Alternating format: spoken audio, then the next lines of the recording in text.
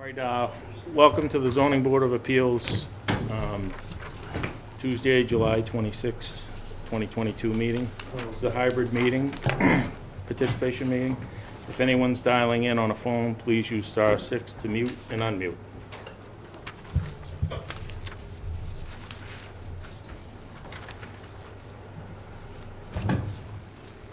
So first I'll take a roll call. Larry, you want to start? Larry Keane, present. Mark Corwin, present. Brian Murphy, present. Heidi Conway, present.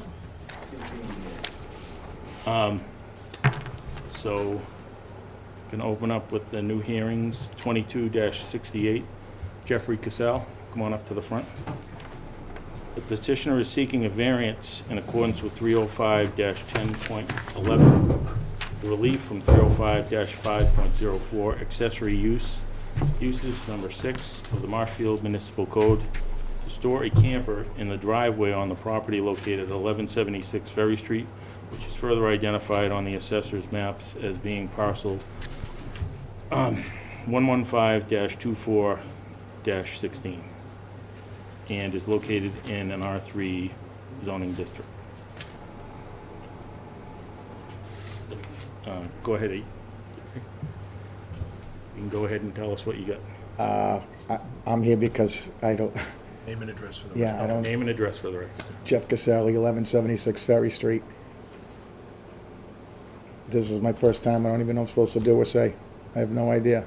Well, you're asking for a variance, so you're just going to present to us why you feel that you need a variance and deserve a variance. But puke. I know this came in late. If you'd like some time, we could No, continue this to the next I meeting. thought I was gonna be asked questions. I don't know how this works. One of my Well- neighbors filed a complaint against me and that's why I'm here, that's all. Yeah. Yeah. Just wanna keep my camper in the driveway. I have nowhere else to put it.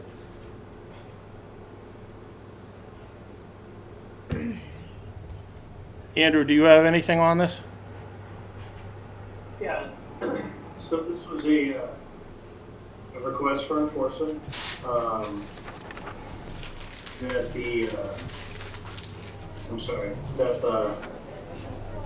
trailer was, not in compliance, and I found that it wasn't in compliance with the, setbacks for the storage of a trailer, but also that because of its location in a flood zone, there were a couple of different things that he could do. Either he could keep it on site for no longer than 180 days in any calendar year.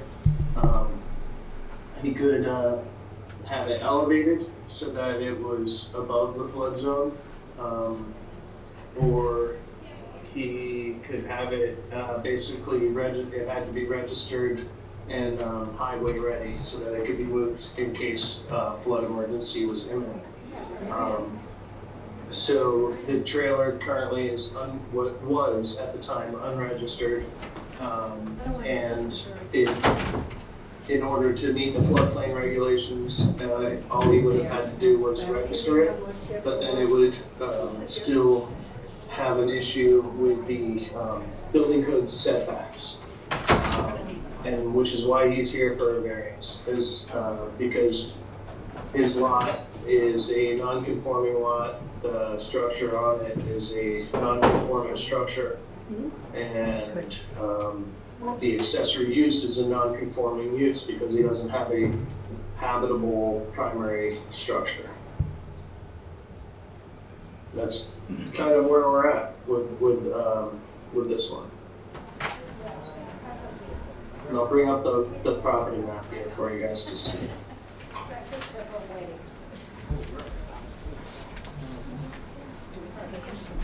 How about the porta potty on the lot, Andrew?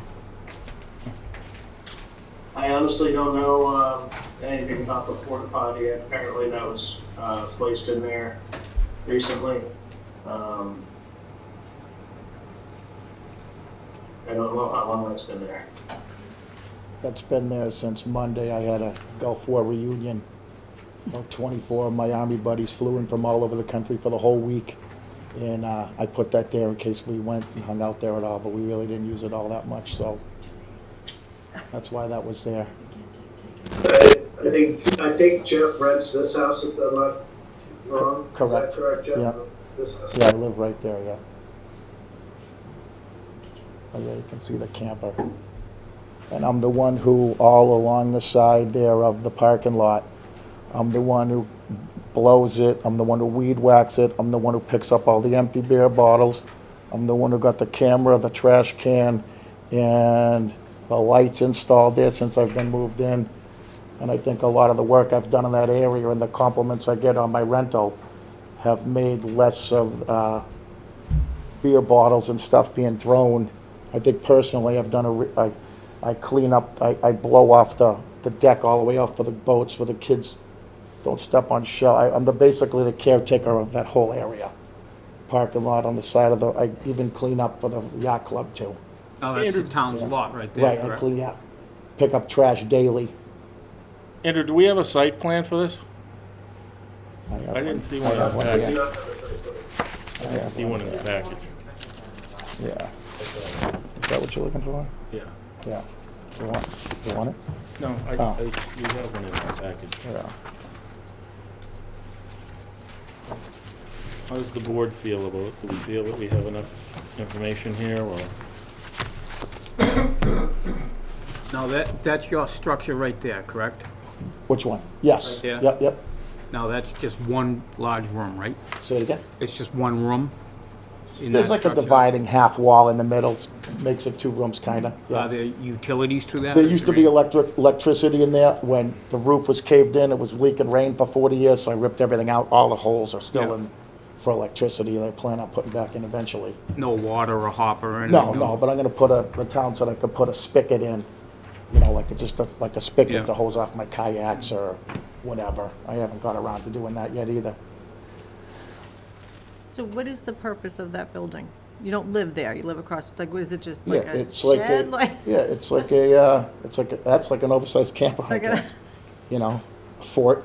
Okay, You know, it's got a nice deck on there to hang out on. Guess it used to be an art studio. I know everyone that walks by it says it's the nicest house on the street you can see that. every day. Kid you not. That's actually two separate lots. Correct, correct. The building is on one, Yep. and the camper is on the other. Yes. Yep. They're held in common ownership though. Yeah. Be So merged. For zoning Okay. purposes, it's the same lot. They were combined. Okay, thank you. Andrew. And I rent 1177 Ferry right across the street there.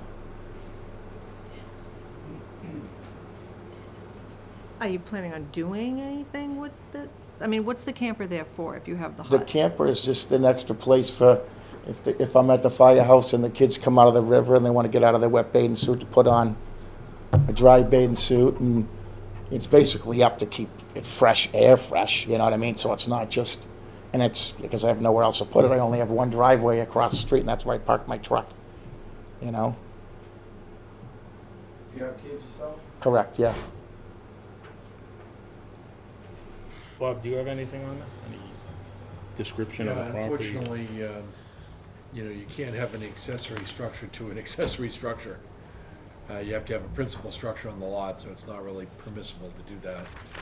And even if it were, it's not permissible to keep it within 25 feet of the front lot line or 10 feet of any other sideline. So, you know, you have a use issue and you have a dimensional issue.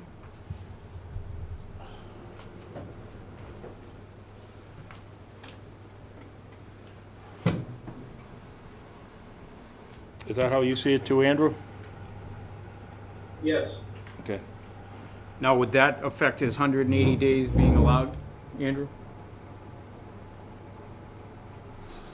Would be, would he, Yeah, it's 180 days is the floodplain issue, because it's in a floodplain. The setbacks and the use issue are zoning. That's a totally separate thing from the 180-day floodplain issue. Okay. so he couldn't put the camper there for 180 days and then take it This off. was located in any undersized lot in Marshfield, regardless. If it was located in that position, we would be in the same situation. If this was in an R1 in Marshfield Hills and it was a conforming lot and they placed the camper in this situation and a neighbor had a request for enforcement and said, I would have had the same exact reply, and sent the notice of violation. It just happens to be that this lot has a bunch of other issues going on with it, and that's why he's asking a variance instead of simply moving it to a conforming spot on the lot. So is there room to make it conform? Put the trailer in a conforming spot? I mean, it looks from the picture. Not without but- cutting down Yeah, I trees. saw all I those don't want to trees cut a and single stuff. tree down, you know? Yeah, but I mean, it's, so what would he have to do to be conforming, Andrew? Like, we don't really know where the lot line is. I'm not gonna lie. I know where the lot It's line is. impossible to conform on this one. It's literally impossible. This lot is majority tidal marsh with a small section of cedar trees and one little parking area over here. So And you wouldn't be able to, it's cut any impossible of to those make this trees lot down. conform in any regard and can only be done if the board grants a variance. So he wouldn't be allowed to cut the trees down because of That's conservation? all within, Conservation would never allow it, no. So it's I good can't see any good good- shade anyway. I just want to be able to keep the camper there. Do you understand what the issues are, though? There's a backstory to it if we want to get into it. I didn't want to have to get into it, but if there's going to be a problem, we might have to get into it. What's No the- one's ever complained about it, except the one person that's complaining about it. This is all politically motivated. No one's ever complained about that camper. It's completely ridiculous and politically motivated. But unfortunately, Andrew is the building commissioner. He did get a complaint, and it's here now. Well, so then, the person who's complaining doesn't realize they can put it in the backyard of the house I live in, then she'd really be staring at it, so be careful what you wish for. Maybe that's It complies in the backyard of where I live, and be staring right at her. So, But you can put it in your backyard and make it comply. If you feel that's where it should go, then maybe And that's. you're gonna get it, she'll complain about that too. But if it complies, it complies. You do have your shack on there, that's your bed and breakfast set up there that Yeah, you are yeah, utilizing, and it's, yeah. it's a Well, cool little I'll be spot for what seeing it you is, soon, but because she told me after she's done with my effing camper, she's going after my effing boat, and then she's having the effing shack torn down. So, So see you Andrew- soon eventually. Does he have enough room in his backyard to put the camper? It's my landlord's, I'm not gonna put it there, I was just saying, be careful what you wish for. I mean, technically, that's kind of, probably, he Can't believe she's can gonna win negotiate this. getting the camper through here and put it in the grass over here. Again, it would still be in the flood zone, so you'd have to have it, it'd have to be registered. And then, She's sending letters to my, the only other thing which Mr. Cassell mentioned is that he has a boat, and we did receive a request for enforcement on the boat, which he currently has parked in between the two houses on his property, or on My the owner's landlord doesn't property, because he rents that house. And with it being a boat on a trailer, and it doesn't meet the side setback requirements for this zone, it is technically a violation. I don't see where else other than in the backyard where he could put it, but it is technically a violation of zoning bylaws. when I hear about that. it's just not fair that everyone else gets to park their boats in the street, and I can't even park my camper in my driveway.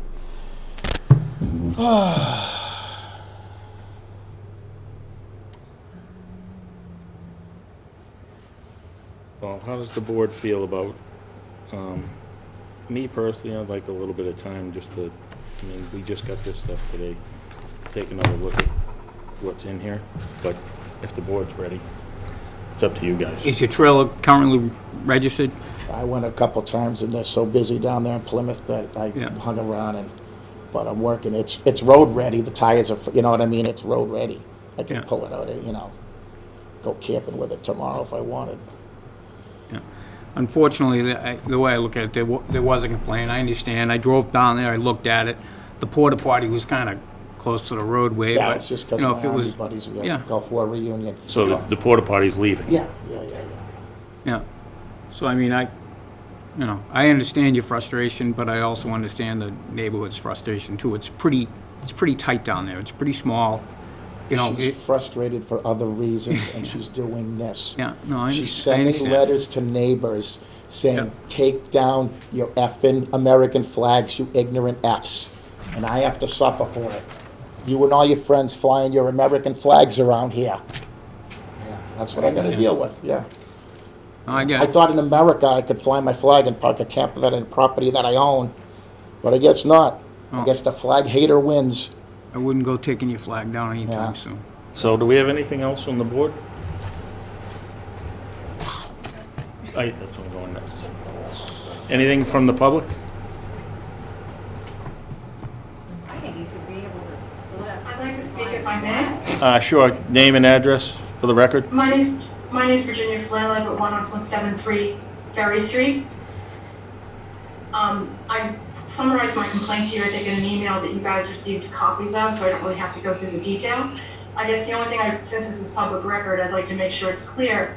I've never sent letters to anyone about Mr. Casale's Got pictures of politics it. or his. She has to speak. Pardon me? I'm speaking. No, you're speaking. Apologize. Through the chair, please. I've never sent anything to anyone with respect to Mr. Casale or his politics or his flags, so this is just a delusional comment by him. He's entitled to do whatever he wants to do on his own property. I guess the other point I'd like to bring out is that he only rents there from May to September, so the trailer is there all year round. So this isn't, this isn't something, if you move it in the backyard, fine, that'd be fine with me, because you're not gonna see it, but the problem is it can only stay there till September unless the landlord gives him some sort of grace, and I don't know anything about that. So, that's really all I had to say, but I wanna make sure the record's clear in terms of nobody's caught sending emails or letters or anything to anyone, or to even discussing it, so this is really all in his head. All right, thank you. Is that all you have? Yeah, unless you have any questions about the statement I sent you. I do not. Any board members? No. Thank you. Thank you. Anyone else? So what, am I allowed to keep it for 180 days? Is that what he said? Is that the deal? No, you're actually, for me, personally, I'd like to take a little more time to look at this. I don't know about the rest of the board. It's up to- Whatever you recommend, Brian, I'd be Well, fine no, I with. mean, I'm asking, do you need more time, Heidi? or- No, but I appreciate if you do. Okay. It's up to you. If you're ready to vote. Why don't Steve, you ready to close- vote? Why don't you close the public hearing? You don't have to vote on it tonight. You have another matter coming up. And you can decide it on another night. You just have to decide it within 100 days of the date that you file the request. All right, so I'm gonna move to close the public meeting for 2268. Do I have a second? Larry Keane, second. All those in favor? Larry Keane, aye. Mark Quo and I. Brian Murphy, aye. Heidi Conway, aye. So, Mr. Casale, the board's taking the matter under advisement. It's not going to deliberate and decide this tonight. And the board will decide the matter within 100 days, maybe at its next meeting. No, because the hearing is closed, so you. We have 100 Board will days. just add it to deliberations. Back to the summer. When's the next meeting? Maybe August 9th, Mr. Casale. I mean, do I have to come back? You can watch We it have on like video because hearings it'll be on on August Zoom. 9th. You don't have to come back because the Right, public no. hearing is closed. Or you can come back. Yeah, you know. All right, thank All you. right, thanks. Thank you.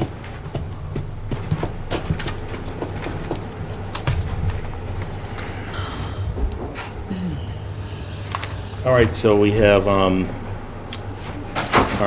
continued meeting for tonight, 2224 Marshfield Commerce Way LLC. All right.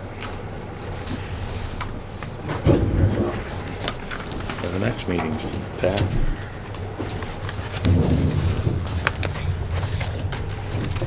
I don't blame him.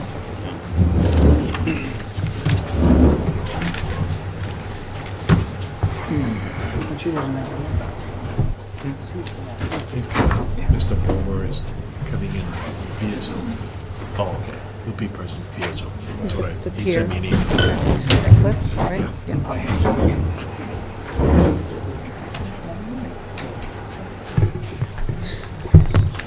He got all the stuff, right?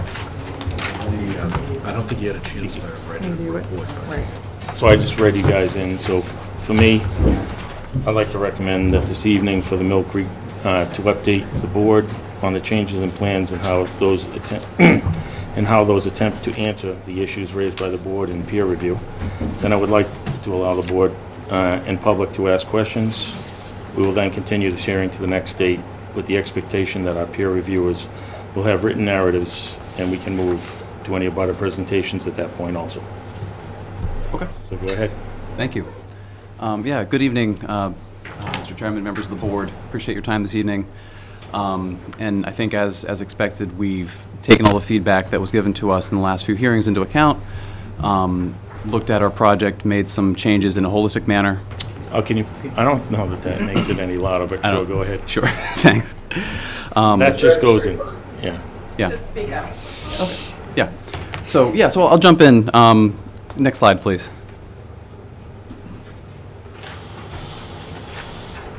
So our presentation tonight, I'll provide a short update, kind of summarizing the changes that we've made, and go over with our design team some of the updated submittals that we provided to the board and to the peer reviewers. Many documents we provided, we'd include every single thing in the presentation, but a fulsome package of materials that was provided to the board. So just to remind everyone where we were at the start of this process back in February, this was the original site plan showing 300 total units of 550 bedrooms. And I'll walk through the changes that we've done on this site plan as a kind of a basis and then show the updated site plan as a comparison point.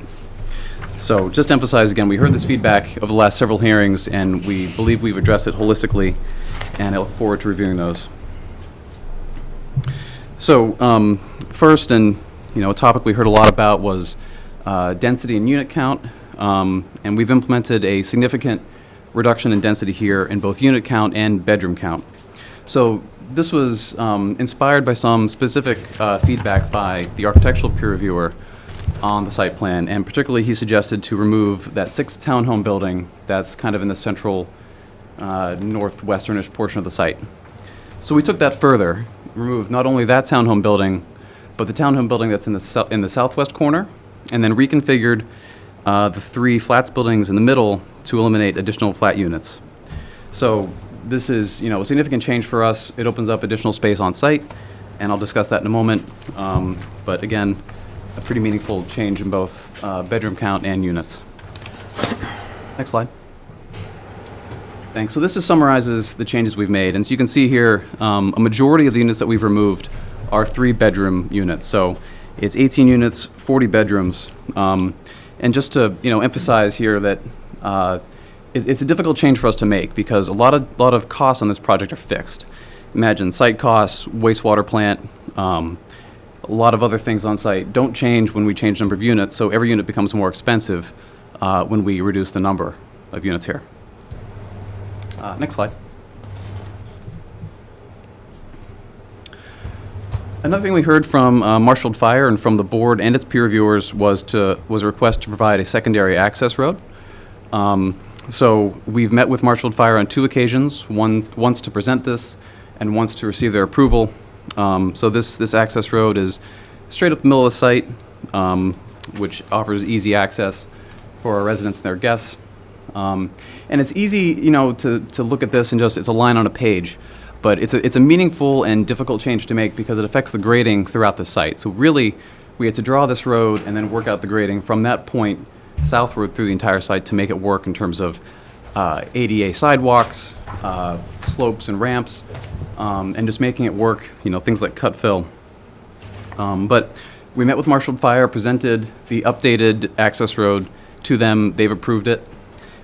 They also requested, and I think this was also a comment that came from Mr. Gumon, the town planner, a cut-through access at that northeastern corner to the fire path that kind of runs around the outside of the site. Yes, thank you.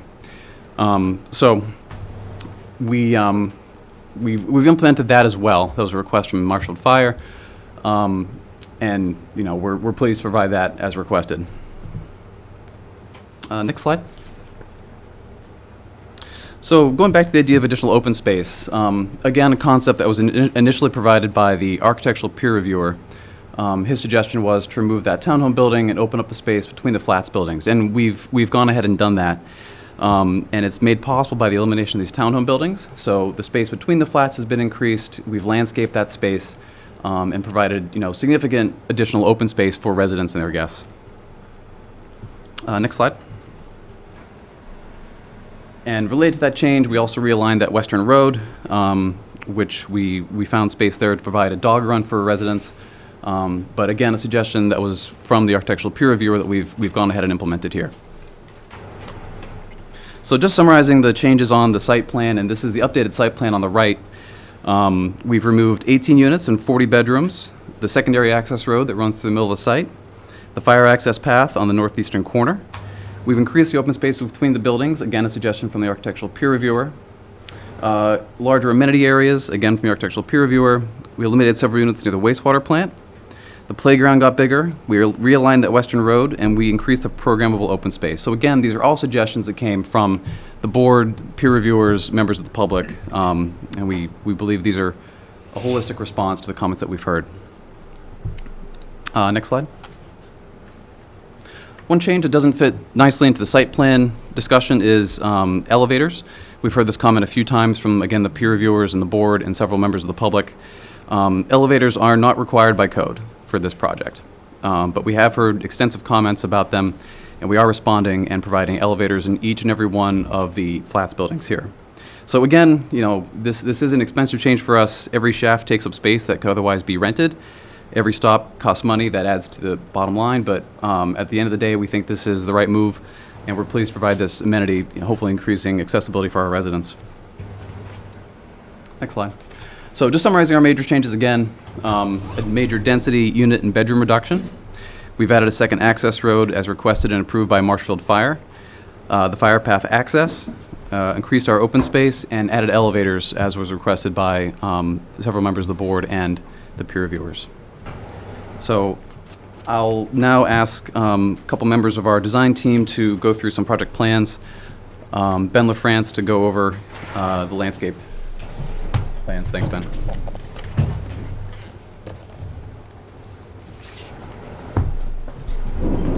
Good evening, Mr. Chair, members of the board. Once again, Ben LaFrance with Hawk Design, we're the landscape architects on the project. As was requested by the board and the architectural peer reviewer, we've submitted more detailed landscape plans as part of the packages that you received, including site planting plan, townhouse, and flat style building planting plan, an amenity area planting plan, as well as site lighting plans and specifications. So those are all part of your packets that you received. The planting plans propose shade, flowering, and evergreen trees throughout the site, as well as shrubs. There are a diverse plant species selection, both native and ornamentals, all hardy and well proven in our local climate, to reduce the maintenance and create quite a sustainable planting here. Again, reducing the maintenance, reducing irrigation needs, things like that. The trees are located throughout the property to create scale and define the spaces, as well as soften the architecture and create shade, reducing the heat island effect within the property. Shrubs along the buildings create ground plane interest, as well as softening the architecture additionally. Along Commerce Way, we have proposed a mixed buffer of both deciduous and evergreen trees, creating a nice buffer when you're driving on Commerce Way so that it screens the backs of those townhomes is similar in our Phase 1 project. I'm sure you're familiar with that and have driven by that. The site plan itself contains generous open space areas, as Anand highlighted in his presentation. Creating the additional separation between the flats buildings has really opened up space in there to provide green space for the residents. These are all interconnected by accessible routes within the site. That was part of the engineer's package to you, showing the accessible routes. Those connect out to Commerce Way and the sidewalk along Commerce Way, and also interconnect all of the buildings within the site and the open space resident amenities that we have. These amenities include the clubhouse amenities, which is a large resident terrace there with barbecue space, fire pit, synthetic turf areas, as well as a pool area with a generous pool deck for the summertime activities. Moving westerly through the open space of building C2, we have located our tot lot there. As Anand mentioned, we've been able to increase the size of that tot lot a little bit by relocating it there. And again, it's adjacent to some nice open space that's just west of building C2 in the lawn, so those activities can certainly spill out into that lawn area. And then in the southwest corner, we have our dog run located there. And again, this is interconnected to the tot lot and the clubhouse area by sidewalks, accessible routes. So, you know, we really feel that by making the changes that the architectural peer reviewer had recommended and the board and neighbors had talked about, we feel as though we've really increased the open space and increased the resident amenities on the site. So we appreciate the comments that we've received. We think we've responded well to them, and I can answer any questions that you have. Any questions from the board? I'm good with that. Is there, what is it, C1 and B1? Is that what it is, right there, the two on the top, on the right-hand side? Yeah. There a path? The other one has a path? Is there, the other two have a path? Is there no path for that one for some reason? We didn't create a path in there because it dead ends at the amenity side. There's a retaining wall there that connects those two buildings because of the change in elevation between the amenity area and that space in between those buildings. Whereas the other walkways feeding between those buildings access from one side to the other side. The walkway that would go in between those two buildings would dead end at a retaining wall. To block off the clubhouse area, or what's the retaining wall for? Because of the change in elevation. We have Okay. about a 10-foot change in elevation between the pool area, if you will, the blue there, and the space between those two buildings. That's about a 10-foot grade change there.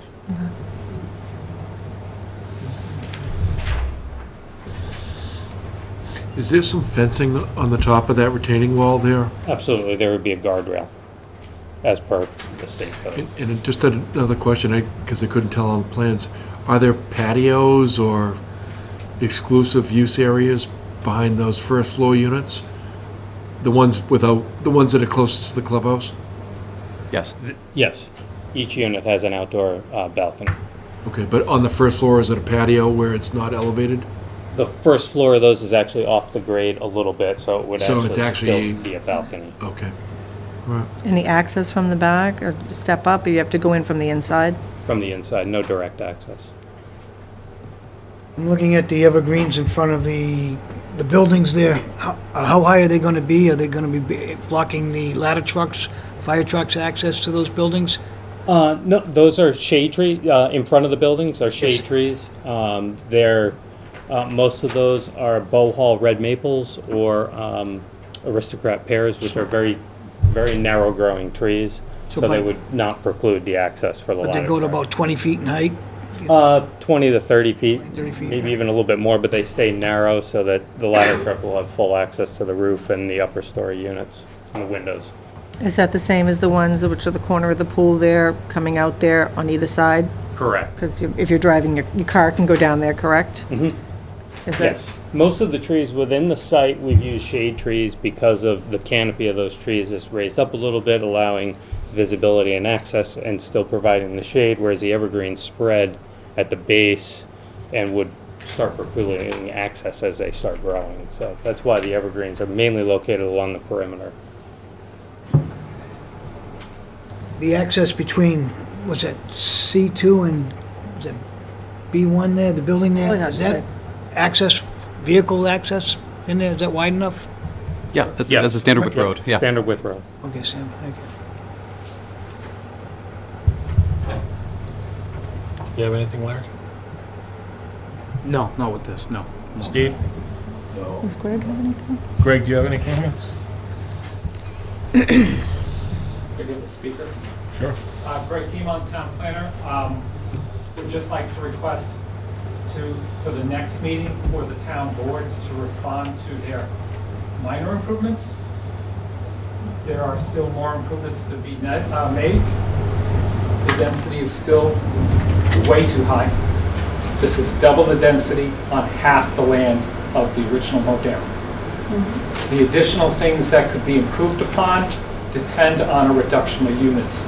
You have parking along that right side, which removes the fire trail that goes down through the town forest and makes connections to lands, woods, and to the Duxbury area. It's because of their parking over there. They need the parking because they have the density. So there are a number of things. I have met with the Conservation Commission. They have not had their second meeting yet. They will be forwarding comments as well, because we need to make sure that access to the town forest is restricted. And that on the fire department side, that's also our fire access down. So there'll be some additional discussion with the fire chief. Thank you. Thank you.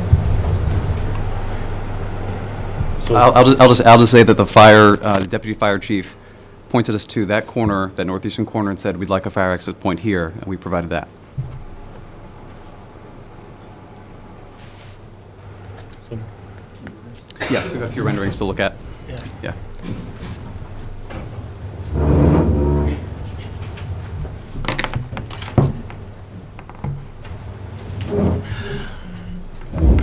Okay.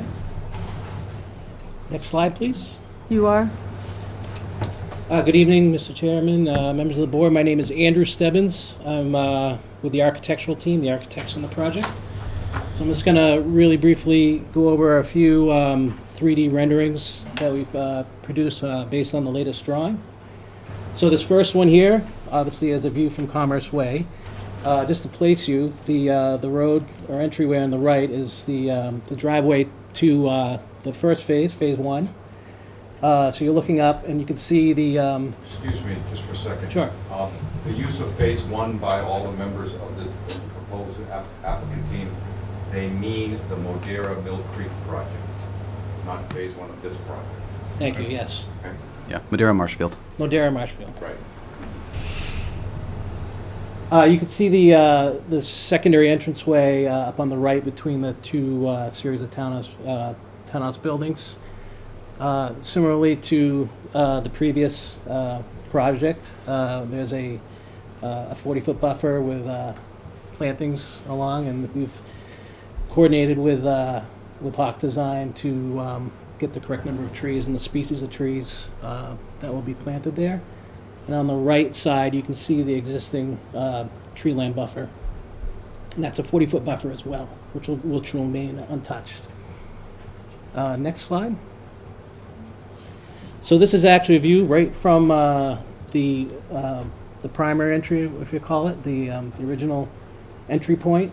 On the right side there, you can see one of the 2-story townhouse buildings that are on Commerce Way and buffered. Behind the white car, you can see the clubhouse. One of the requests from the peer reviewer is to get some plans and elevations of the clubhouse, and those are provided in your packet. So this is the view, so you can see very straightforward when a first-time visitor and anybody comes to the site, you get a view of the clubhouse, which is a 1-story. Next slide.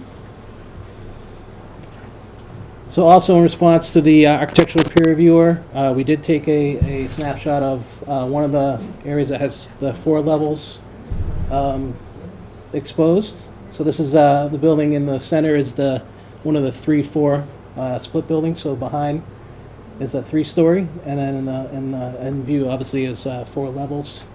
And you can see by the other other building on the right side, which is a building in the foreground.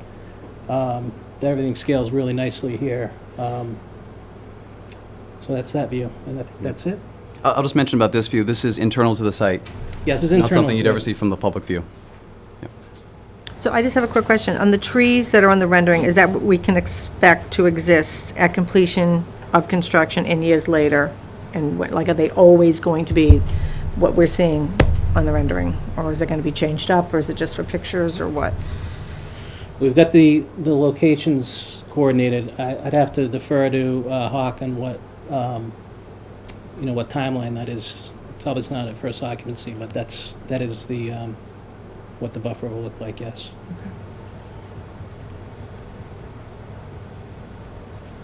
Any other questions on the No, I know. renderings? Okay. Greg? On the tree question, I think you'd want to ask how big the caliper is on the trees when they're being planted, which would give you a gauge on the height and how much foliage and stuff are on those trees versus what you're seeing on the drawing. Ben, can you?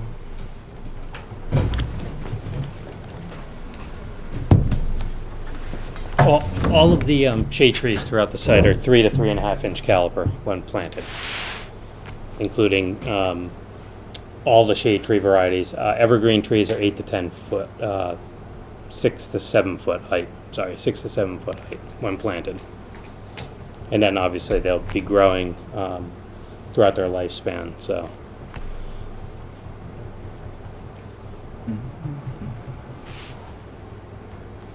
So if you go back to the original renderings, that's kind of really just the fully mature product.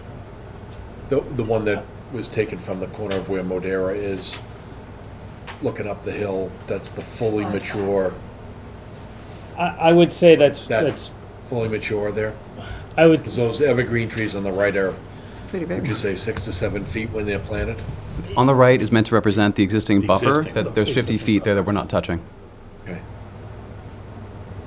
Tough to give exact answers. Obviously, these are living, growing things, so it depends on the growing conditions, and it's always tough to give an answer on that definitively. But I would say that's somewhere around probably an 8-year mark or so, depending on how. Some trees can be planted and they really acclimate well to the soil conditions that they're being planted in and really start growing quickly. That's why we generally specify the 3.5 inch caliper. They're a little bit younger tree, so they better adjust to the habitat that they're going into, and they start growing faster than if we were to plant, say, a 4 to 4.5 inch caliper or even larger. So more easily adaptable, quicker growing. Yeah, it will be. Everything here will be very similar in size to phase 1. Modera Marshfield. Modera Marshfield, when it gets planted. I assume that the trees are from, you get them from this area of the country, or do you get them from somewhere else? They're generally coming from, I would say, this regional area, as far south as Virginia, but most of the trees in this area are coming from Virginia north.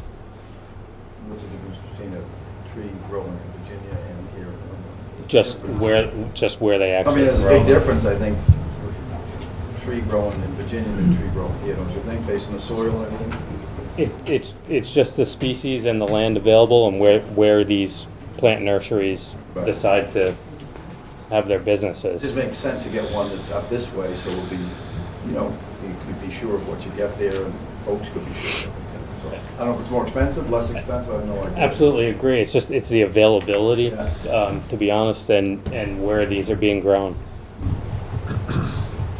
And so if any of the plants die on the site, they would be replaced Yes, absolutely. in perpetuity? Yes.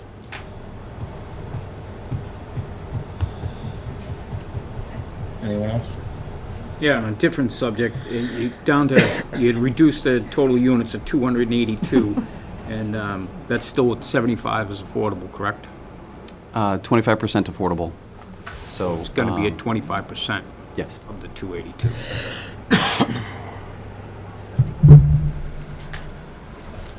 Sev- 71. Thanks.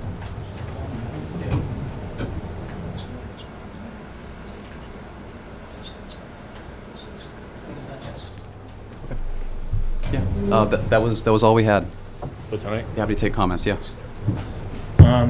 Ed, do you have anything? Mr. Chairman, I just have a couple of things. So, obviously, we received a bunch of new information. The July 18th package that just got highlighted tonight, which I think the applicant's kind of given you a good flavor of. It included also a stormwater O&M plan, the revised architectural plans. I would invite your architectural peer reviewer to take a look at. We had a cut and fill analysis that was provided as well. I requested that initially. The total net cut of the project, I have it here, I want to say 25,000 cubic yards. Does that sound right? Yeah, I think maybe 26,500. Right. Yep. Not a significant amount. It's in keeping with what was done at the Modera site. So I don't consider that a problem. Wanted to at least let the board know of that. Certainly note the new tot lot and dog run area. The tot lot was not new, but it's relocated. But the new dog run area. I think there are a couple of things that are outstanding that I'd like them to work on between now and the next hearing, if possible. Number one, I applaud them for speaking to the Marshfield Fire Department. I think that's the step in the right direction that we'd asked for as well. But we also need to get either written email or letter comments from the fire department saying that they have reviewed and accept or agree with the designs that they've been given. So I completely understand and applaud them for doing it. I think you need that for your record, though. I think you need something written. I've asked Mr. Boscia to do that for your record. Second thing is, as recently as Friday as well, we received, or I received, I should say, from town engineer Rod Procaccino, some details regarding water supply. And I actually went over that with Mr. Boscia before the hearing tonight. And I guess let me go twofold here, or two steps here. First, we got the email from Rod Procaccino talking about some questions that are unanswered yet at the moment. Included in that is some analysis, water analysis, water demand analysis, and a memorandum from Rod to the chairman of the Board of Public Works. And the bottom line statement of that letter or that memo says there is sufficient capacity to allow this development to connect to the high zone. The prior multi-unit development, meaning Modera, was restricted by not allowing irrigation to be supplied by the town's water system. So first thing that leaps out to me, and I think that they would have no problem doing, is that we condition approval of a water connection that they would have irrigation for all on-site irrigation needs. Excuse me, irrigation well for all on-site irrigation needs. Secondly, Mr. Procaccino's email included with the memo, the included memo mentions verifying the usage of the Modera 248 unit development and its original commitment of 35,000 gallons per day. I want to thank Mr. Boscia for working on that today. There's so many things in front of me, Anand. Anand actually did that today, or in the last 24 hours, and worked on an analysis of that. And, I don't know if you're ready to provide any update to everyone today, but in a nutshell, I'll give you the thumbnail that he was able to acquire records from the Modera site, water records. It's now part of the public record for this project. It was submitted this afternoon. I think he extrapolated full occupancy of the Modera site to a certain water usage. Anand, what was that, 25,000? About 20,000. 20,000, thank you. And then extrapolating that to this site for the 280 some odd, 82 units is 25,000. So when I spoke to Rod briefly this afternoon, he thought it looked okay, but he wanted some time to look at it again. Because he'd only seen it for 3 seconds, right? You know, I mean, we've all had a few minutes. I also spoke to Pat Brennan from Amory Engineers. Don't know if Pat's on the Zoom tonight. Pat was unfortunately unavailable. He was in the field about an hour ago surveying, and I told him I would let him finish and get out of the woods before all the bugs ate him. But I told him I would be discussing this whole matter with him and going through it. But at least On Friday, they were notified of this problem or this question, and as of today, they are trying to answer it, and I think they've properly answered it to this point. A couple more issues that were mentioned in Mr. Procaccino's email of Thursday, the 21st, which I circulated on Friday, the 22nd. The board is looking for mitigation for impact to the water system, so I invite the applicant to discuss that with the Board of Public Works and what mitigation that might include. They also mentioned that they'd like language in a decision to include notification that there will be subsequent notification to residents to curtail water use in the event of an emergency related to water demand or water supply issue in the town. I think that would be standard language for any connection. And then they obviously wanted to verify, and I would ask that your environmental team do this, verify that the wastewater generated from the new development will not affect the Mount Skirgo well, town well. Mr. Procaccino said he would look at the wastewater reports provided to the Board of Health on the 248-unit development Madeira to just check it himself.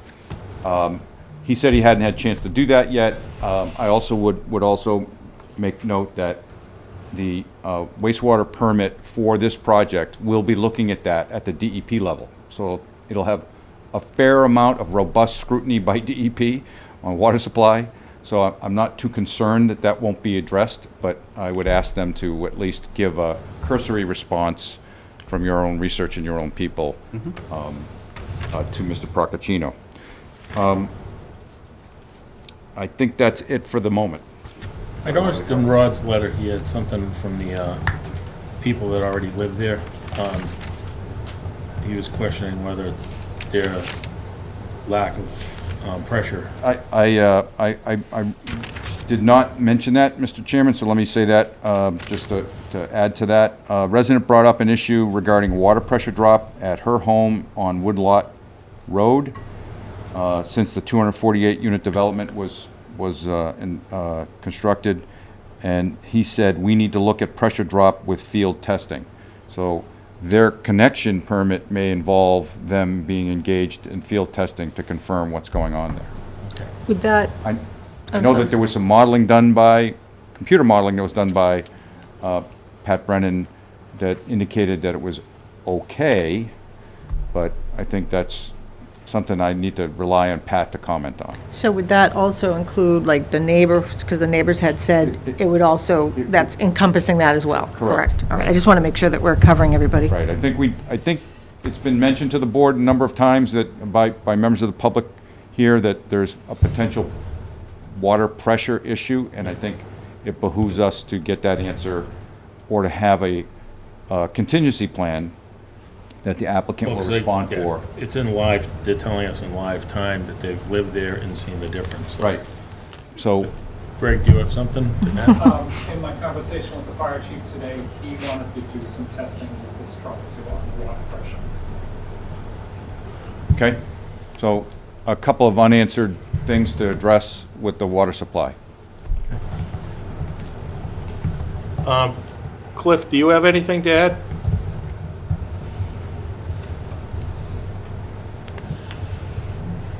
Hi. Briefly, I think I do. As you know, we haven't had a whole lot of time, and I do appreciate the board's desire to have us revise our initial letters. I think for the moment, I've got, I think, one comment, one question, one clarification, and maybe one request.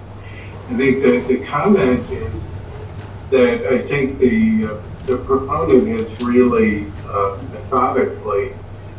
certainly methodically gone through all of my comments and has addressed virtually all of them, I think, in ways that have improved the project. So I really want to emphasize that there's a level of receptivity that I think helps tremendously. From my perspective, what that does is it puts the development into a place where there's a site plan that's working, I think, quite well, and it allows us to really look in more detail at the architecture. But for me, looking at the architecture in advance of being really convinced by the site plan isn't a really good use of anybody's time. The question I have to the applicant is the changes in the grading. I have looked through the civil plans as well, and you did point out that they kind of dead end because of the retaining wall between two of the buildings and the clubhouse and pool area. My question is, was that primarily required in order to basically to create the accessible path down to Commerce Way? Yeah, it was a combination of creating the accessible path, which touches all the amenities and all the front doors of the flats buildings all the way to Commerce Way, and also in an effort to keep the cut number down to a reasonable amount. Okay, that's what I assumed was the case, and I'll emphasize that making really clarifying the sidewalk accessibility combined with adding elevators to all of the buildings that have flats is a really, really significant change from my perspective. It really kind of transforms the nature of the development in many ways. The clarification I just wanted to offer was that I'm guessing that the actual amount of open space hasn't really changed that much. What I think we're seeing in this plan, in the new plan, is a consolidation of usable open space and I think you see it very well through the ability to really increase the size of the top lot and the other areas on the east side of the last building, as well as significantly increasing the space between the taller flats. So I'm just putting that out there that I don't think there's a big change in percentage of space that's actually plantable, but usable space has definitely been increased. And the last request that will certainly help pull the whole thing together is I hope that, I'm sure it will be, but that this presentation we saw tonight will be posted to the website just to facilitate my writing of a comment letter. I think what my letter next will be looking at is the architecture of the building. I haven't had a lot of time to look at it. I have some comments, but at this point, I think it's probably better to just commit that in writing. Okay, thank you, Cliff. I'll agree with you that the usable open space has really increased. Yeah. Yep. I have a question for Ed. Who is? So Ed, as far as the water supply, and what would they be able to do to rectify that if it was an issue? And is there specific testing that you would want done if there is an issue or that we know that there's an issue? So I was going to ask Pat to identify, Brennan from Amory Engineers, to identify what specific testing there may be that the Board of Public Works may want that he can oversee. Typically, it's a hydrant flow test, and it sounds like the fire department they've got their own systems for that too. It's a hydrant flow test, so it's not just flow, but it's pressure. So it's volume and pressure. And at a certain pressure, it becomes a problem for the fire department, which is why all the fire trucks have their own pumps, so that they can produce the pressure that they need. So I think they've already done, if I remember right, you already did a hydrant flow test. We have. And there wasn't an issue that I was aware of after looking at that, talking to Pat, but I don't think the issue has gone to ground yet, I guess, has been completed yet. And one other thing that, I'd heard about, I don't have all the details on this yet, but it's in regards to Eversource gas and betterments in the park. I asked Mr. Procaccino about that. I asked Mr. Brennan about that. They don't have any additional details on that as yet. I think it's something that Eversource will have to provide the town and get approval. They are a private, but a public utility, and they'll still have to go through the Board of Public, the Select Board for approval to put gas in certain areas of town, I believe. If not, the Public Works. And so that will have to go through the public process for that. So, the water issue is Pat's gonna kind of That's oversee? going to give me some more information. We briefly talked about it today. I went through the half a dozen items that Rod had described in his email on Friday, late Thursday, and those are unanswered questions. And so some of it is the applicant goes to the Board of Public Works and talks about what mitigation there needs to be. I think they provided some good information today on water supply, on the water demand, that gives a realistic number that people can use. I think that's a reasonable estimate. That helps, but all the other things have not been fully addressed yet. Okay, so the betterment systems process that we spoke about and the gas lines and the new loads, we don't know if that's going to affect anything up there. We don't know what stage it's in. Greg, do you have any information on that at all? Any more than? Not at this time. Okay. So we don't have an answer on if that's going to impact anything else up there? As far as, yes. 'Cause we it's a don't- new load. We don't, and I don't think the board could comment on that either. I don't think it's their purview at this point either. I mean, it's a private public utility that's going to provide gas when they want to, when they can, when they're able to, in the areas that have demand. I know that that's something we don't control, or you don't control, and that may end up coming before the Select Board or the Department of Public Works first. So your inclination is that it will have nothing to do with this, or you don't know enough about it yet? I don't have enough information to answer that. You don't know, I don't okay. believe it will impact this. Okay. So. I just want it on the if, table. For instance, there are backup generators, power generators, they'd have to be either diesel or propane fired. You know, and if gas service is made available for the site, I don't know if it would come here or go to the existing neighborhoods that are occupied first. I don't know. That's not something that we control the answer to. There's no gas in this part of Commerce Way? Sorry, can I just step in for a moment? This is the first I've heard of this issue. We do have gas service at Madeira Marshfield. There's gas stoves, gas heat, gas hot water at Right. Madeira Marshfield. So, Right. we haven't requested a load letter yet from the utility, but this is the first that I've heard of this question. But there is gas service in Commerce Way. Well, I think really the question is, how does what Eversource might be doing impact their project? Right. Just wondering why it's coming up.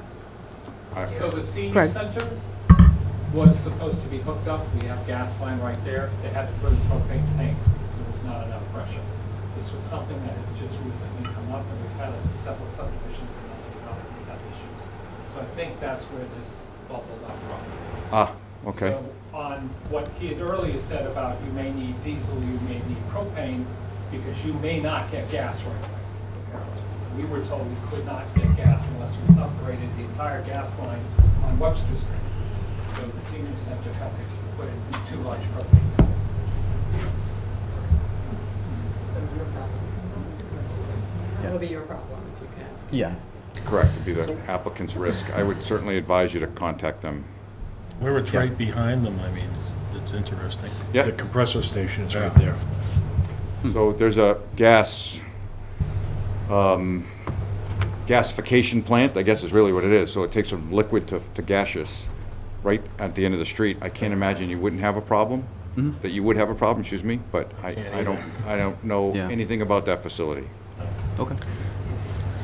And real quick, with the water issues and concerns that are going on there, would a further reduction in units go towards alleviating those issues? It wouldn't hurt it. Certainly wouldn't hurt it. I don't know if there's current pressure problems there.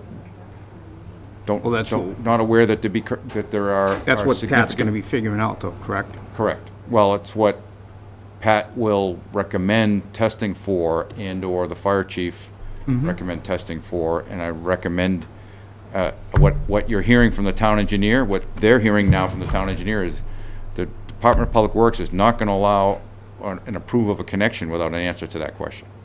So we got further testing to be done. Anyone else from the board? How are we gonna communicate that to Pat? Are you gonna do that, Ed? I already did Okay. today. So I have a question on the parking spaces. So how are they allocated per unit? Are they assigned? Where are guest spots? I mean, that whole parking situation. Yeah, we haven't gotten too far into the details of parking. In general, we assign spaces to people when they sign up for the unit. You might have you might be given a spot or two, depending on how big your unit is. And then, some spots are assigned and some spots are just first come, first serve. There are some spots near the clubhouse and leasing area for guests and future tenants. And then there's a few guest spots throughout the development as well. But we haven't. You don't have numbers yet? You're not there yet? Yeah. Okay, that's fine. That's the way you do it on phase one? Yes. Pretty much the same? Okay. Grover, I see that you're on there, so you can identify yourself and if you have any questions. No questions. Everything, they've answered a lot of the Okay. things that we had earlier, so thank you. So with that from the board? Andrew, do you have anything? I do not. Okay. Now I'll hear from the audience, specifically on the changes. I can just say if we've already heard something, let's not Yeah. repeat. Anything we've already heard, we obviously don't want to hear about again. So, go ahead, name and, Phyllis Burns, 11 Halon Lane. I have notes from a previous meeting that the conservation buffer space was 100 feet, and tonight I hear a report saying 40 feet. What happened to 100? It's always been 50 feet. But just to be clear, we don't Yes. have a conservation, we don't have a wetlands buffer zone here. That's A right. wetlands buffer zone is 100 feet, but that's not what we have here.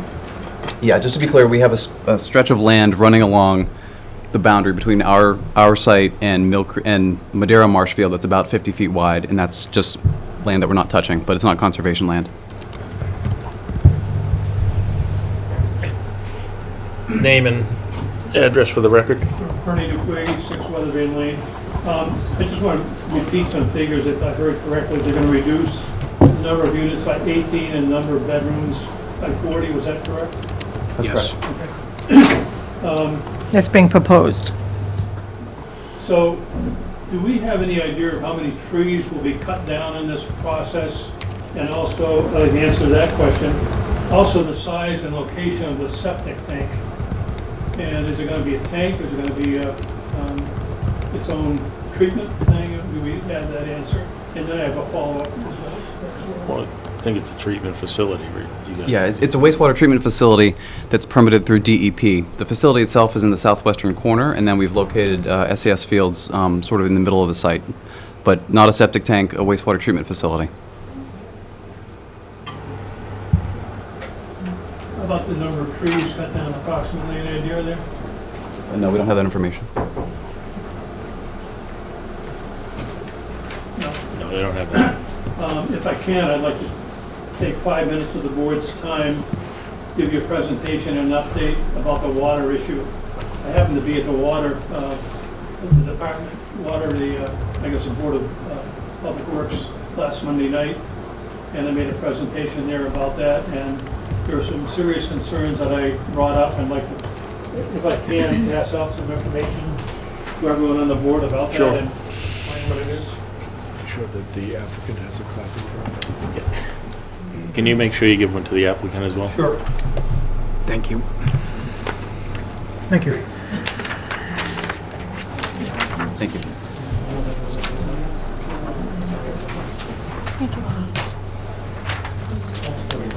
I'll look on with Heidi. Can you give one to council there too? Oh. Sure.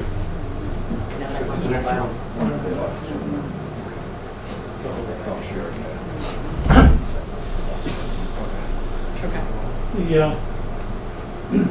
Thank you. The original information you have there was before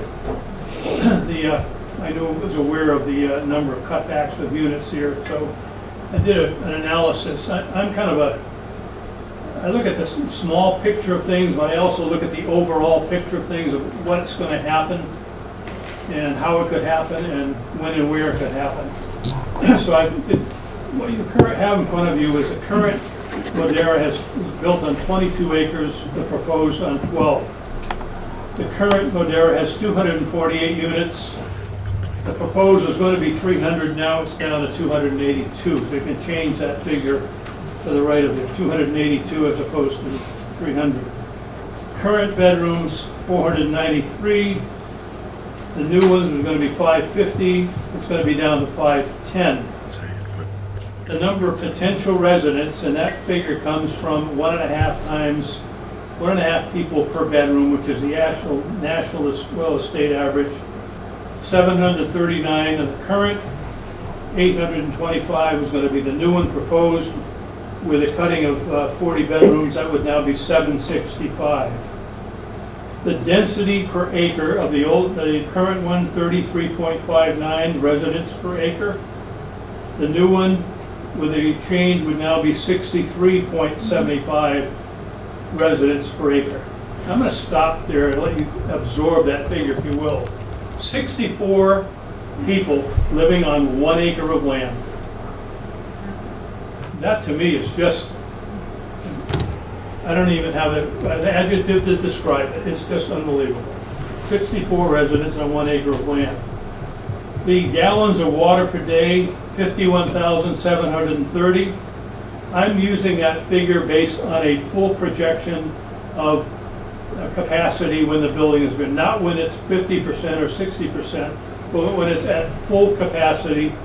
The average person, and I've looked at 5 different studies, U.S. Geological Association and several others, they all say the average amount of water per person per day, 70 gallons of water per day. So the current, when at full capacity, would be 51,730 gallons of water. The new one, even with a change, would be an additional 53, I put 57, change this on your sheet, 53,550 gallons of water per day. Something that's not brought up here and has certainly a huge economic impact is the potential students involved in this. Nationally, statewide, take any kind of a percentage, 19% of the people are going to be students in school. Current at full capacity would be 140 students. With a new one, even with the revisions, 145. 285 potential new students in there. Okay? So let's look at the big impact here, the total impact. We're going to have not 548 units, but 530 units. Instead of 1,043 bedrooms, it would now be 1,003. They've reduced it by 40.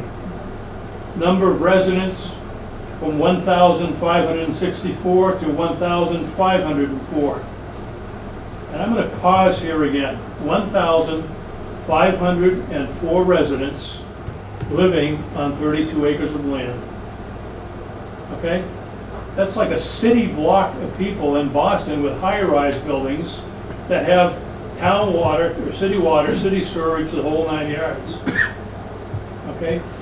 1,504 potential residents in those 2 buildings. The gallons of water per day, at 70 gallons of water, okay, I put 109,000, change that with a reduction. The new figure would be 105,315 gallons of water per day at full capacity. By the year, instead of 39 million gallons, we're looking at 38 million. This is a new figure. 38,439,975 gallons of water per year. And I asked this question at the Board of Public Works to Dave Carrier, to John Cusick, and I think the other person I believe was Mr. Shaughnessy. He was there by Zoom. And all of them had some serious concerns about that, about how much water is going to be used. And I think that's why some of you are hearing concerns tonight about water usage, because I brought it up at the water department meeting a week ago Monday. They all had serious concerns about water usage and pressure. Think of that. Okay, 109,000 gallons of water a day. How big is this aquifer? And how long will it last? Do we want to become another California that uses and drains up all the water, and then it becomes a dry spot, and now we get fires? There's conservation land in behind there, all wooded. So there's potential for that. Looking at the student impact, okay, it would cut it down from 296 to 285 students. Again, average cost per student, $14,750. Potential impact on schools per year, $4,193,775. If the town people think that we're going to benefit by having another Modera Phase 2, that we're going to get all this money into it, think again. Okay, we're currently getting about $700,000 in taxes. Okay, if the new one is the same, another $700,000. That's $1,400,000. This is, we're talking about just school impact, $4,193,000 just on the schools. Okay, with a number of 285 additional students. The 70 gallons, again, verify, go online, check it yourself. 70 gallons and the $14,750 per student came right from the superintendent's office. This is a huge impact. Like I said, I'm a big picture guy. I see things in detail. That's who I am. But I look at the huge picture of what could happen down the road. We know what happened already with Modera 1. It's been sold. Mill Creek has their $130.5 million. They've run off happy. Their investors are happy. They've made huge profits. The same thing is going to happen with Phase 2. What's going to happen to the town of Marshfield when we run out of water, when we have huge school bills and so forth, and all at the cost of what? Increasing by not 72 units or 71, but take the 10% off of that, really increasing it by about 40 units beyond what's there. This is a no-brainer. This is a huge, huge impact to the town of Marshfield, and unfortunately, it's not a positive one, it's a negative one. So as zoning board members, I implore you and beg you to look at the total picture, the total impact for what it's going to do. That area up there is saturated. There's a new school planned up there. There's a new daycare center planned up there. There are other units, affordable units being planned up there. And just to give you some sort of comparison, I live on the Seasons, okay? We have, I think it was 58 residents on 25 acres of land. You heard it right, 58 residents on 25 acres of land. That's a pretty decent density, okay?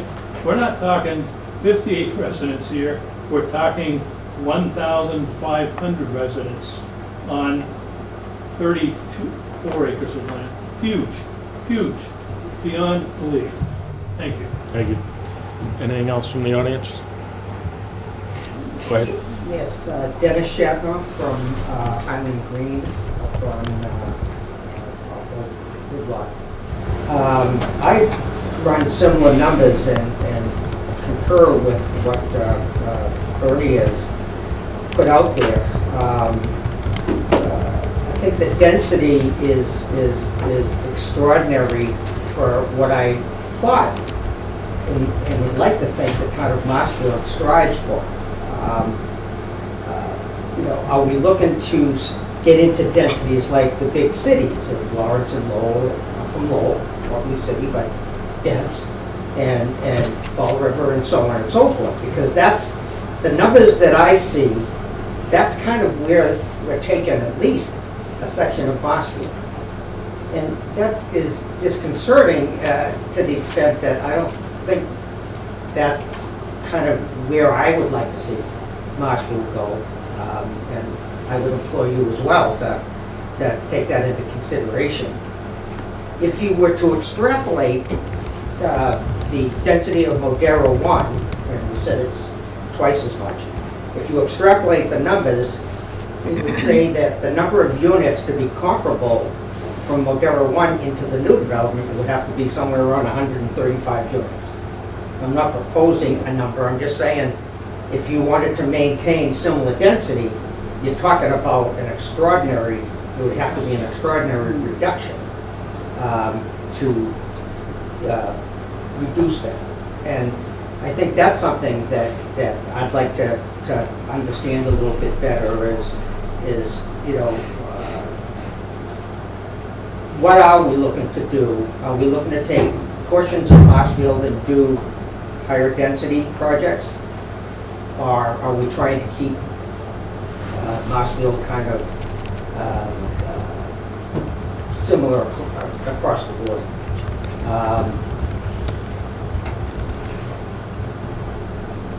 And yeah, the other set of numbers that I ran, which were not dissimilar, was the educational expense.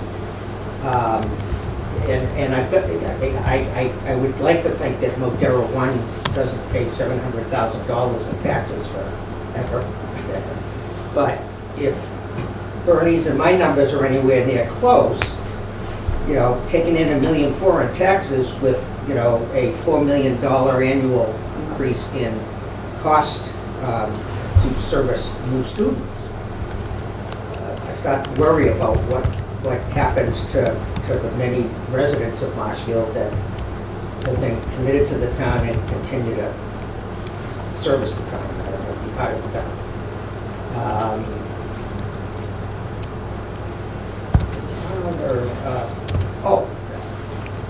Traffic study. I assume that there's been traffic studies done. We did the traffic studies, but I'd like you to stay on what we're doing tonight. With regard to the changes. Yeah. So, if I might, is for everybody, you know, 3 months of the year, 4 months of the year, the traffic coming up for Pride is off the charts, backed up to 139. Okay. I would like to think that a study gets done to understand how far that traffic backs up. Well, we have the traffic studies. They've been provided to us. We have someone that's reviewing And I can get on our those. behalf. Are they on the site? Yeah. On the website? Everything's on there, isn't it? Nancy, everything's on the website, Okay, I couldn't right? find it today, but Ed, maybe I can call you and you can help me navigate. Well, Nancy, Nancy can help you with it. At what date? Thank you. You had a question? I do. I know I haven't come to these board meetings for years because I went through all of this stuff when I lived at another location. Oh, sorry, name and... My name is Dennis Keller, 19 Snowy Owl Lane. I think it's important to cover one thing here is, and along the frontage of the project, hasn't been a study done as far as declaring that main street, especially when you can have autistic kids, a daycare center, and a boys club, to consider it by the board to be a school zone, and traffic studies done within that area as a school zone. I don't know if that's happened. Is it going to be declared a school zone if there's a school there? It says by state law that it has to be done. So, Mr. Chairman, the school zone is generally managed by the town. It is a private school that is being, currently has an application, has been approved by the board, and there are not classical school buses, but pick up and drop off by either minivan, multi-person minivan, or single-use vehicles, what have you, parents and what have you. My traffic consultant certainly can talk about that, about what school zone issue might be on Commerce Way, but I don't believe that exists for a private student school. If you read the law, it says that the town can go through all of it on Title IX. So that's correct. The school department would do that. The town would do that. This is not a school subject or managed by the school department. So it's a little bit of a gray area. I understand what the gentleman is saying, but it's not black and white. Well, it becomes a safety issue. And if, in fact, you're going to have a school zone and kids who are handicapped, which I suspect will be many, because that's the type of school it is, that someone has to take a look at that within the town to be able to determine whether or not it should be a school zone. And it might affect the traffic study that was done. And my belief that the study that was done on the traffic doesn't compare to like 139, the intersections and the rest of it, which will change as a result of more and more people going up to school, the school daycare pickups and so forth. But it's a safety issue, and I think we have to have it addressed. Okay, thank you. Thank you. Anyone else? Kathy Gasper, 17 Snowy Owl. I just want for the record, they really need to scale this project down. That is a joke what they've presented. Oh, I'm in here. A what? It's been a joke. No, before that, before the joke. Scale it down. That they What? need to Scale it down. Oh, scale it down. All right. What they're giving us tonight is not appropriate for that 12 acres that they're building on. They need to scale down the project. The density is way too big. You got it. Thank you. Name, address. Sir Kelly, Peterson Ave. I did have a statement and a question, especially in regards to the treatment plant, which I think is going to have some kind of leaching field. Do they have a backup field that's being required on this? I think the first phase of Madeira 1, they have the main one they're using, but in case that failed, they have a backup area. So do they have a backup area? Yes. Okay. I'm going to go off Mr. Guimond and everybody else saying, yeah, this project is still way too big. Needs to be severely downsized. Marshfield will not be able to handle this whatsoever, especially right now where we have water issues supposedly at the moment. They haven't declared it in this town at the moment. There are certain areas without the rain. Supposedly the reports are back in 2016. When they had a supposed drought back then, that we haven't recovered from that. If we're going the size of a project, even though they downsize it, I believe will severely impact our water supply and as well as the pressure. Mr. Guimond can follow up to my comment here, but Mr. Guimond in the last meeting, I believe, said that we are already at 4% in regards to land dedication to affordable housing. So we have already met that standard set by the state. So, I mean, in my honest opinion, if we already met that, we shouldn't even really be talking about this right now. It's a no-go. Thank you. Anyone else? Go ahead, Bert. I had a question. I think, Mr. Petchy, I don't want to misquote you. You said currently they're using 25,000 gallons of water per day at Madeira 1? 20,000. I'm not going to say that you quoted me. That was a document that was sent to me today. So what I will state for the record, and is available through Nancy, and Nancy, you'll post it tomorrow, I imagine, right? Because you only got it today. Is that the Madeira project was checked for its water use records. And Anand, please correct me and edit this if I've misstated this. Looked at the water meter readings and extrapolated that to the full occupancy and generated for the entire project 19,896, call it 20,000 gallons per day. That's their current experienced water demand. And in taking that number and using that, that turns out to be 47.59 gallons per day per bedroom, per occupied bedroom, not per person, just telling you what they sent us.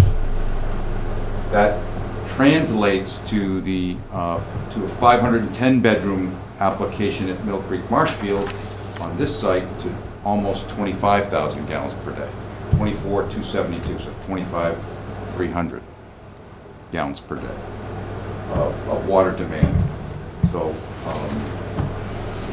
haven't had a chance to look at this, haven't really, in all defense to Mr. Brennan, Pat hasn't had a chance to look at it either to validate any of this.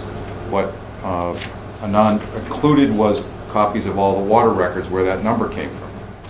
So we just got to take some time to look at it. And at the time I spoke to Mr. Procaccino, he had seen it fleetingly fast, but he said it looked okay, but he wanted to have some time to look at it and dive in it as well. Does that answer your question, Mr. Dupuy? Yes, yeah. So they're currently using 20,000, they're projecting 25, that's what you're. Plus or minus, correct. Okay. So based on those figures, then, they cannot be even anywhere near 50% capacity, because that 20,000 gallon figure breaks down to 285 residents per day. No, That's what he's 70 saying, gallons per water per usage. Per what person. he's saying is that the actual use, if I'm not speaking out of turn, is that he's extrapolating to 20,000 gallons if at capacity.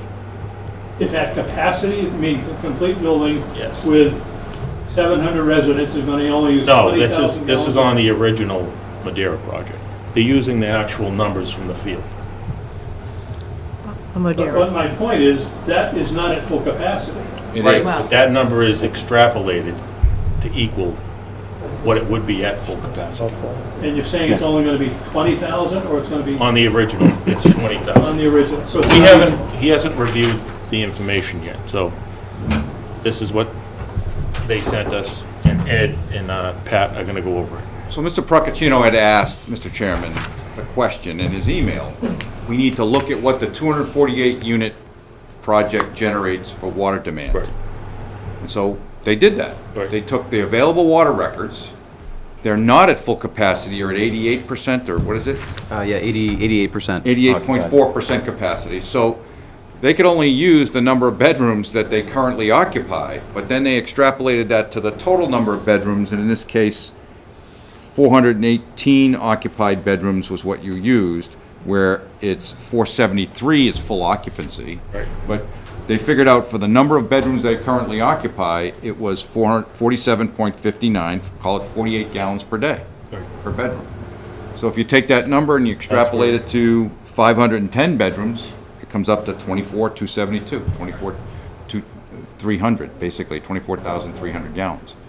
Mr. Dupuy used a 70 gallon per person, not per bedroom, per person, but a 1.5 per person per bedroom count. So his number's going to be higher anyway.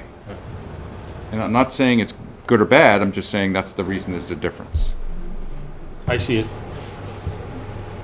I guess what I'm saying is, again, I'm looking at the big picture. If they're at full capacity and 1.5 people per bedroom, which is the typical standard thing, at full capacity. I know when we just had a septic system put in up at the Seasons, because it failed after 15 years, it was redesigned, and again, that figure of 70 gallons of usage per day per person was used in the design of that. Stenbeck and Taylor, local company. Well, that's because that's the standard for designing a system, but what they're saying is in real time, they're using the numbers that are actually being used on the ground. So, Mr. Chairman, just to give you a feel, Title V, the state sanitary code for septic systems, requires you to use 110 gallons per bedroom for design flow. So if you have 2 people in a bedroom, that's what? 55 gallons. Yeah. The actual flow was 48 gallons. Right. That they determined from current use. Could be a few more people per bedroom before this is over, right? But I'm just explaining that the current records that they have, which is, I think, reasonable for them to demonstrate the current demand, shows at about 48, a little under 48. So it's not far off the Title V number of 55 gallons per person if you put 2 people in a bedroom. But, you know, Title V is designed, or I should say, is intended to use a higher design flow so that your systems are designed big enough for some worst case or any kind of long-term use of your septic system. So it's got factors of safety built into it. It is very well understood nationwide that you could have in cities 54 gallons per person per day of water use, depending on the type of use. So if they're not irrigating, and that also counts. They're not, having laundry on site, that changes it. So there's a little bit different. But I would say that they've given at least some information that the board, that the town engineer asked to have addressed for us to consider. And I still need some time to look at it with Mr. Brennan. Okay, thank you. Do you have something new? I do. Dennis Kelleher, 19 Snowy Island Way. One of the things I know that's usually considered here is the runoff of chemicals coming out of a particular large property because of all the rainwater collection and so forth. When you have winter plowing and you're putting down chemicals, I know you were talking about the well that's very nearby. Has been an environmental study relative to that? So when the actual go to, the critical factor, Mr. Chairman, to answer the question, is the wastewater discharge. Right. That's the one that you need to worry about because of pathogens and what have you. So with drinking water supply, there has to be a separation between septic or wastewater leaching and water supply, the water supply source. That's what the DEP groundwater discharge permit process will examine. And as I said, a very robust way. So they will need to look at the impacts to the water quality, also impacts to local water supply wells, zones of contribution to those wells. They simply will not be allowed to create an impact or a threat of an impact to public health or safety. And it'll be looked at quite thoroughly. But in the meantime, as you heard me today, I did ask Mr. Boscia to have his team look at the particular well, the Mount Skirgo well, and see what answers they can get from Mr. Procaccino. Right. Because the board will ask them that when they get there. All right. Thank you. I guess I'm not So asking, we have anything else from the board? Could I ask one other question to add to that? But I'm not talking about wastewater runoff here. I understand what you're talking about. I heard what you said. Okay. Thank you. Anything else from the Chairman, could board? I ask one Anything point else of from the board? clarification? Anyone else from the board? Someone hasn't No. been heard of. Do we have anything from the online audience?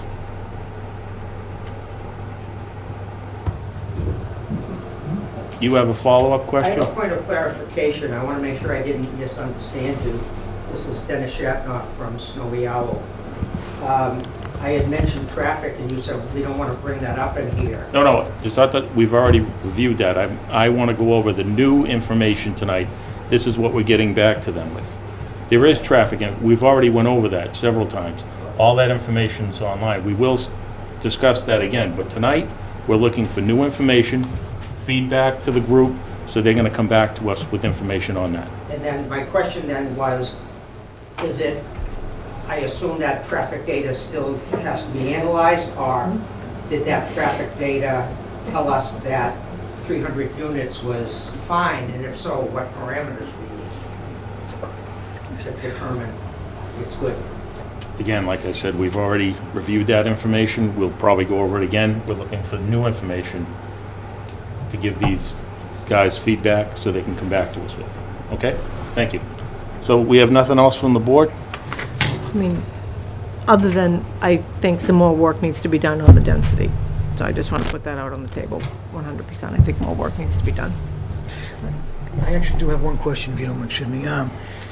They say phase one is at 88%? Madeira Marshfield, yes, is about 88% occupied When did right they now. start occupying? Lease up started in summer of 20, so May, maybe first terms? On unviewing, it was 88% occupied at the time of that bill that you got. Oh, I see what you which mean. was Yeah, back in so, March. so if the question's about the water analysis, so we look. No, it's not, it's just about filling the units. Oh, I see. Yeah, we started leasing up in summer of 20, so May or June of 2020. So does it typically take 2 years to fill these units to capacity? No, we were at full capacity by September, October. Yeah, I'm sorry, Mr. 20? Chairman, I didn't clarify that. I'm sorry, I didn't I know, clarify so that. 21. They've been in full Yeah. capacity for a while. I know. Oh, okay. Welcome to COVID, right? But the water records don't catch up that far. There are certain months in intervals, so it's not. You asking about water? The records and the You data asking that about they water? had didn't catch up that far. They No. could only access what they could access. No, I He was just at had the capacity. Yeah, capacity, yeah. Because I was going to say, if they can't fill it, why are they opening another one that they're not going to be able to fill? So September of '21, it was full, is that what you're saying? Yeah. Is that right? Okay. Yeah. All right, so nothing else from the board? How old are those, the water bills you're talking about? I don't know, I haven't consulted them.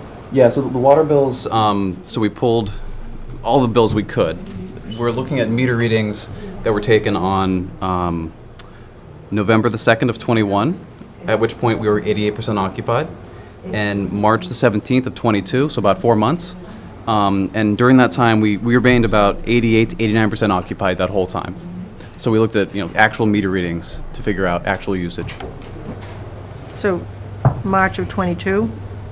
Is that what you just said? March of 22, yeah. So November of 21 through March of 22. Wait a minute, didn't you just say you were Full full at occupancy in 21. September of 2021? 88%. Yes? It's never 100%. Yeah, so when we say full occupancy, we might never reach fully 100%. There's always people moving in, Change moving over. out. Right. Yeah, 5 or 10% we consider full occupancy, quote unquote. Yeah. Okay, Yeah. So we, thank you for the clarification. yeah. Everyone good? This gentleman just. Well, even with your, again, I think its density is really the issue, and that would address a lot of what you have going on here. But even in your presentation that you gave here from the Mass Housing, it even says, noted that the project is acceptable given the proposed housing type. That's, to me, it's not a rave review of it. It's acceptable. It's okay, And I think we're looking for a little better than okay. Well, I mean, They don't give rave reviews. They either say it's acceptable or it's not acceptable. So. yeah, No. it's- I'm just reading what I that's got not- here I in don't- front of I me. And don't- then what it says there about, the density is impact, it's not important, the units and the number of bedrooms counts. It's really the improvements. Well, I think the improvements are gonna go with the density.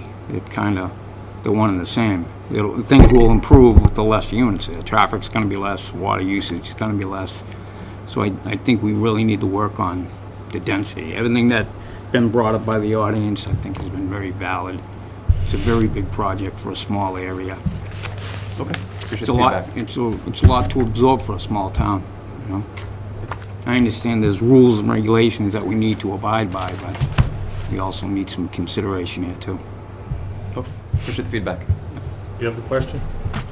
Walt Fraser, 15 Snowy Hollow Lane. In regard to capacity, I believe last month the meeting was 70%, so you've got a pretty good month getting to 88.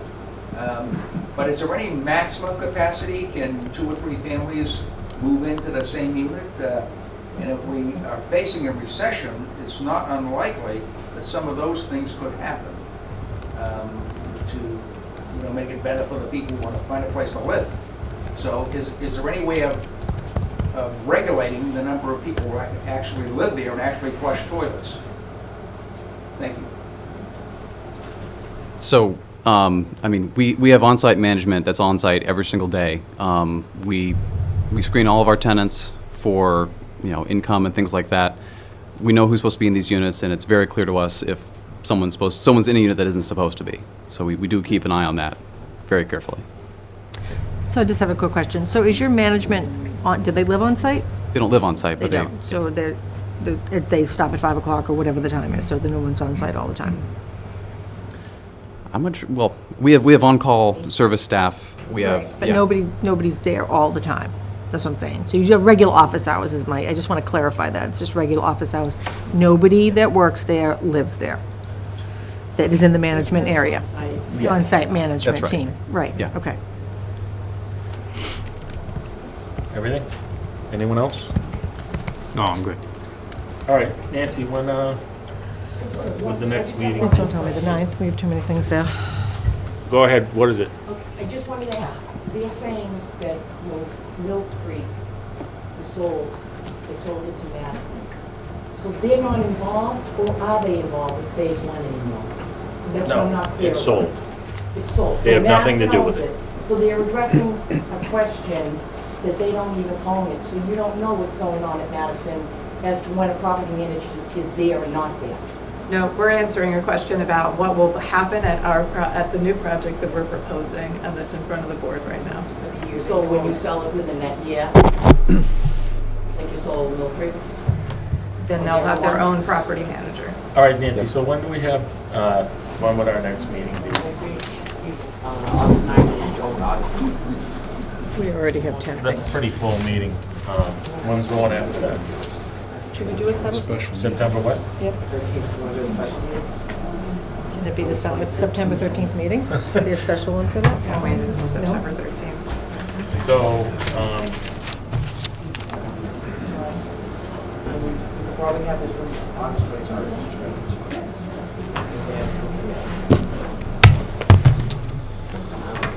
What's in, I mean, I don't mind putting them at the end of the night. that's too much for one night, especially with Mill Creek. I How many don't minutes think were that's a on good, it? 10. There are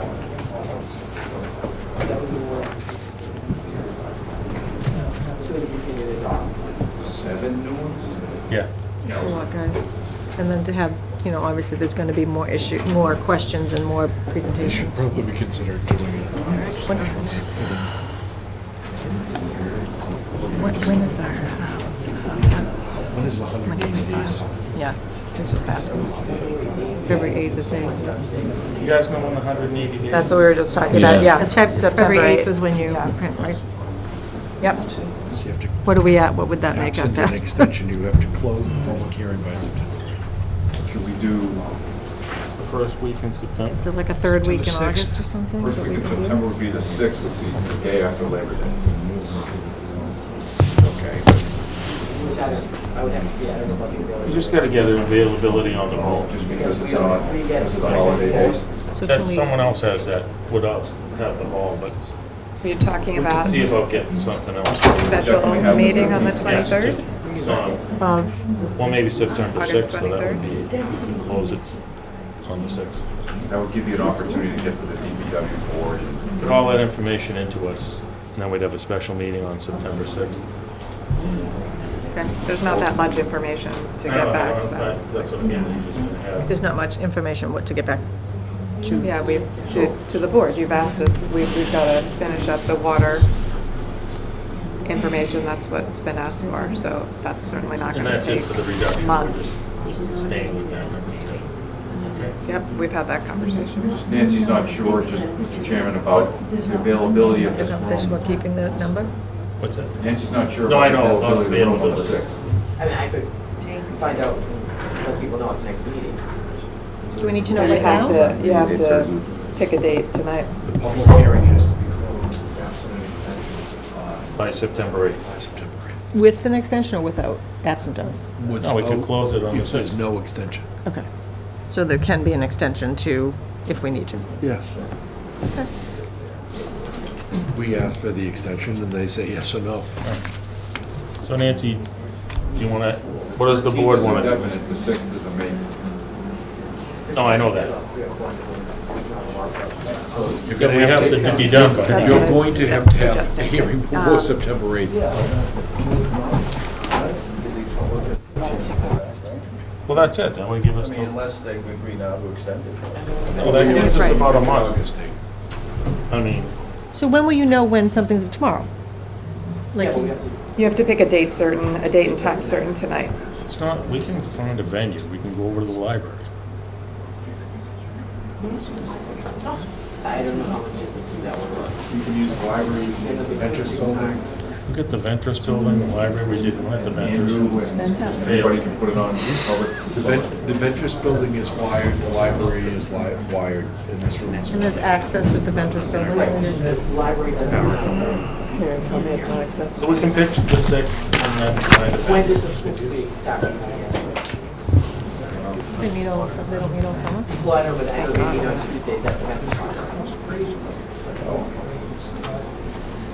We have the, What do we have, the 2nd and the 4th we normally do? Is that what we do? And Yeah, the we're already 2nd set is the for 9th, so what's 13th, the but 2nd is 4th? the 13th. The last Tuesday is what? Of August? Yeah, Yeah, the 23rd or 30th. 30th. so should we just do the You 30th? wanna do the I would 30th? recommend that you try to meet in August. So should we do the 30th? Again, I don't know about the. Yeah, with the availability. Does it, even if it's on the 4th Tuesday, does that still come into it, or is it automatically ours? Okay, That's the 5th.